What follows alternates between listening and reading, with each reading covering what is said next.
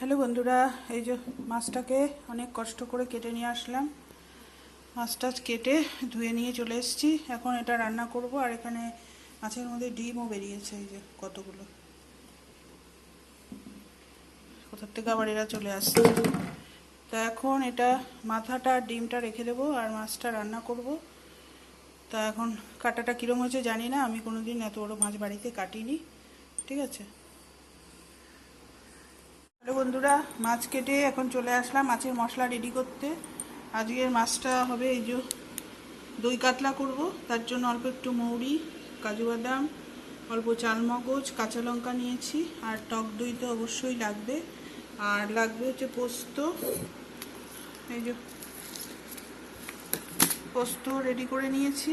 আগে পোস্তটা এই বাটির মধ্যে এগুলো সব পেস্ট করে নিতে হবে। তাই এখানে দিয়ে দিলাম একটু পোস্ত। এটার থেকে আর একটু দিয়ে দেবো, একটু পোস্ত। আর এই যে এগুলো মশলাগুলো যা যা আছে, মৌরি খুবই সামান্য 1 চামচ মতো, মাছ অনুযায়ী অবশ্য, কাজু বাদাম, কাঁচা লঙ্কা, চালমগজ, এগুলো বেটে নিতে হবে। আর তারপরে কি মশলা লাগছে আপনাদেরকে অবশ্যই জানাচ্ছি। এই যে এটাকে এবার জল দিয়ে পেস্ট করে নেব। ঠিক আছে, এই মশলাটা পেস্ট করে নিয়েছি। এবার এইটা ঢেলে রেখে এইটা পেস্ট করে নেব। এখানে আছে আদা, রসুন আর পেঁয়াজ অল্প। ঠিক আছে, তো এটার পেস্ট হয়ে গেল। এগুলো সবই কিন্তু মাছেই যাবে।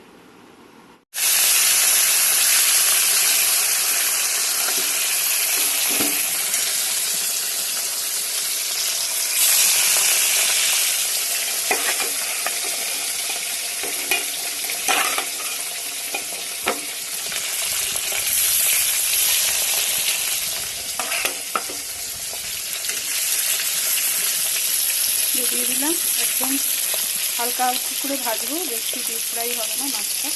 ঠিক আছে, এগুলো হয়ে গেলে তারপরে এগুলো ভেজে নেব। মানে মাছগুলো সব ভেজে নিয়েছি। হালকা করে ভাজবেন, আমাদের আবার হালকা ভাজা মাছ কেউ খেতে চায় না, ওই জন্য কড়া করেই ভেজেছি। আর এখন এই যে কড়াইতে যা তেল আছে, তেলের মধ্যে দিয়ে দেবো হচ্ছে তেজপাতা, এই যে শুকনো লঙ্কা আর গোটা গরম মশলা। এটা তেলের ওপর দিয়ে দিচ্ছি।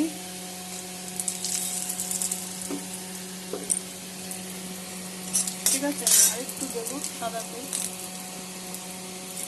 আমি কিন্তু পুরোটা সাদা তেলেই রান্না করছি। এই যে তো দিয়ে দিলাম। এবার এটা ভালো মতো একটু মশলাটা হলে তারপরে দিয়ে দেবো আমি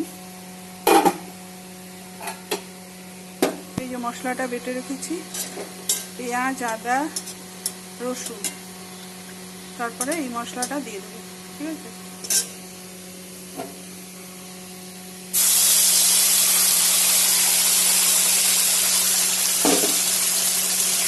এই মশলাটা এবার ভাজা ভাজা হবে। এটা কাঁচা গন্ধ চলে গেলে তারপরে আবার দেব অন্য মশলা। তাহলে এটা একটু ভাজা ভাজা হতে থাকবে। এখানে এই যে পেঁয়াজ, রসুন, আদা তেলটা ছেড়ে গেছে, দেখতে পাচ্ছেন মশলাটা তেল ছেড়ে যাচ্ছে।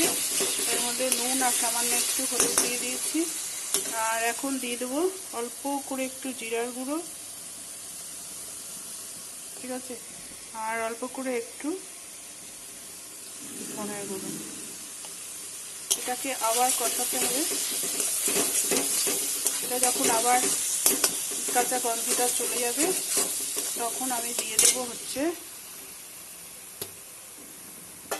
এই যে মশলাটা বেটে রেখেছি, এই মশলাটা, এটা কাজু, পোস্ত আর চালমগজ। এটা কষানো হয়ে গেলে জিরা ধনেটা যেটা দিয়েছি, এটার গন্ধটা, কাঁচা গন্ধটা গেলে এবার দিয়ে দেবো হচ্ছে এই মশলাটা।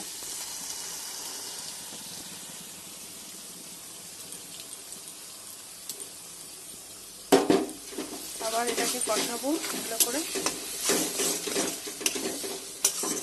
আর এখানে যে বাটিতে লেগে আছে এগুলো ভালো করে কাচিয়ে এখানে দিয়ে দেবো। তারপরে দিয়ে দেবো হচ্ছে টক দই। ঠিক আছে, এটা দেওয়ার সময় আগুনটাকে কমিয়ে দিয়ে কষাবেন,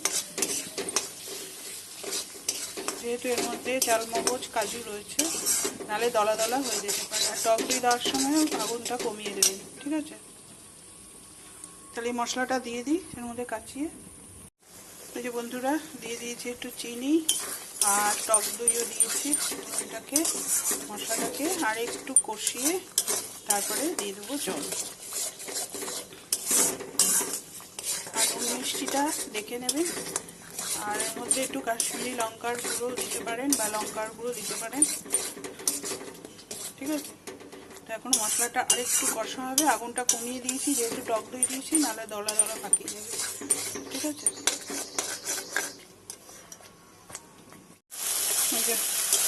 একটু কাশ্মীরি লঙ্কার গুঁড়ো দিয়ে দিলাম।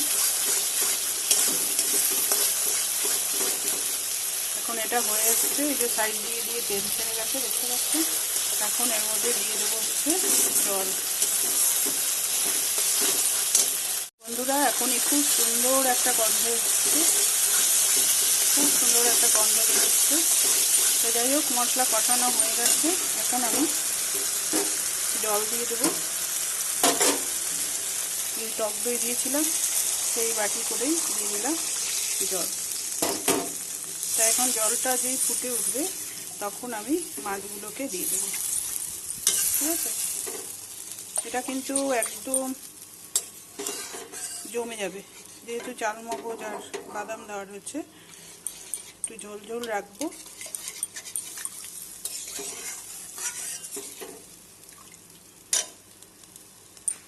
এটা ফুটে উঠলে তারপরে দিয়ে দেবো হচ্ছে এই মাছগুলো। বন্ধুরা, রান্নাটা এখন রেডি হয়ে গেছে। রান্নাটা রেডি হয়ে গেছে, এখন বন্ধুরা নামিয়ে ফেলবো। তা দেখতে কেমন হয়েছে অবশ্যই বলবেন। ঠিক আছে, এখন পুরো রেডি রান্না।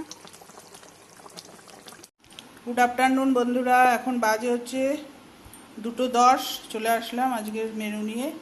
তা আজকে এখানে করে নিয়েছি ভাত প্রতিদিনের মতো।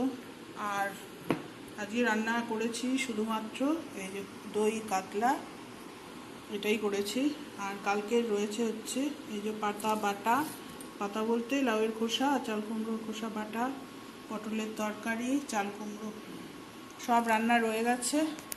ওই জন্য আর কিছু করিনি, শুধু ভাত আর মাছই করেছি। তাহলে এখন লাঞ্চটা করে নেব। ঠিক আছে, তা আপনাদের মেনু কেমন লাগলো অবশ্যই জানাবেন।